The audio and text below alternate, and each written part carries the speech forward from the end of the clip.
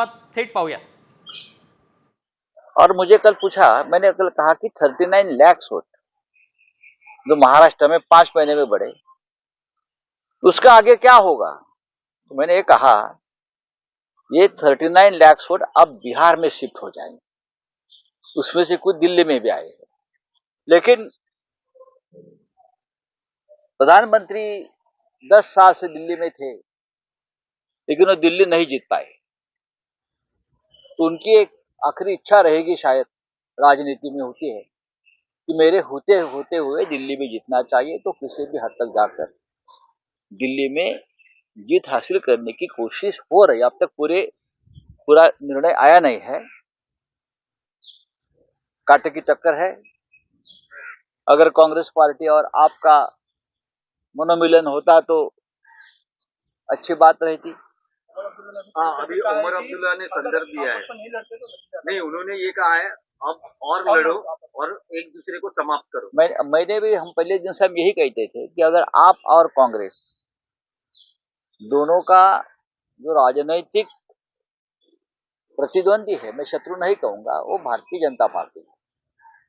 हमको भारतीय जनता पार्टी की हराने के लिए, सत्ता से दूर करने के लिए आप भी लड़ती है, कांग्रेस भी लड़ती है, लेकिन अलग अलग लड़ती है। अगर एक साथ होते तो दिल्ली का नतीजा डेफिनेटली पहले 1 घंटे में ही बीजेपी की हार सुनिश्चित हो जाती।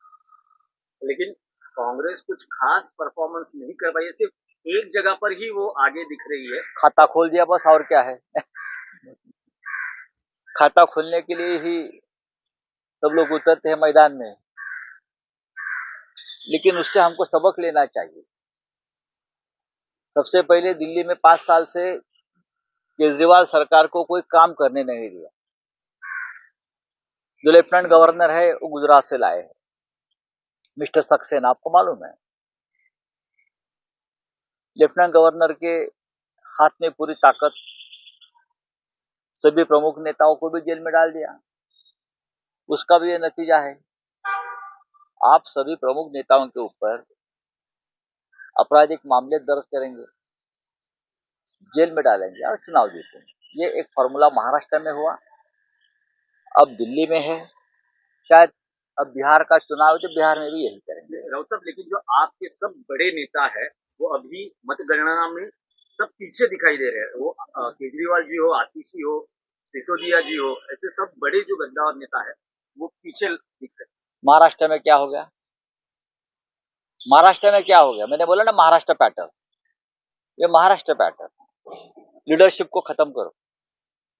जो लीडरशिप मोदी जी के सामने खड़े होने की कोशिश करते, उनको हर हाल में खत्म कर दो, हरा दो, चाहे कोई भी कीमत चुकानी पड़े, हरा दो। ये महाराष्ट्र में हुआ है, ये हरियाणा में हुआ।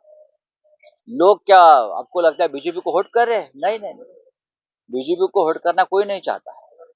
ये तो जबरदस्ती का वोटिंग है। लेकिन राउत साहब, कल देवेंद्र फडणवीस जी ने ये कहा था कि जो राहुल गांधी की प्रेस कॉन्फ्रेंस थी, ये क्रॉस फायर है, दिल्ली के नतीजे क्या आने वाले हैं इनका उनको पता है, इसीलिए इस तरह का एक ढोंग रचा जा रहा है या एक नाटक हो रहा है।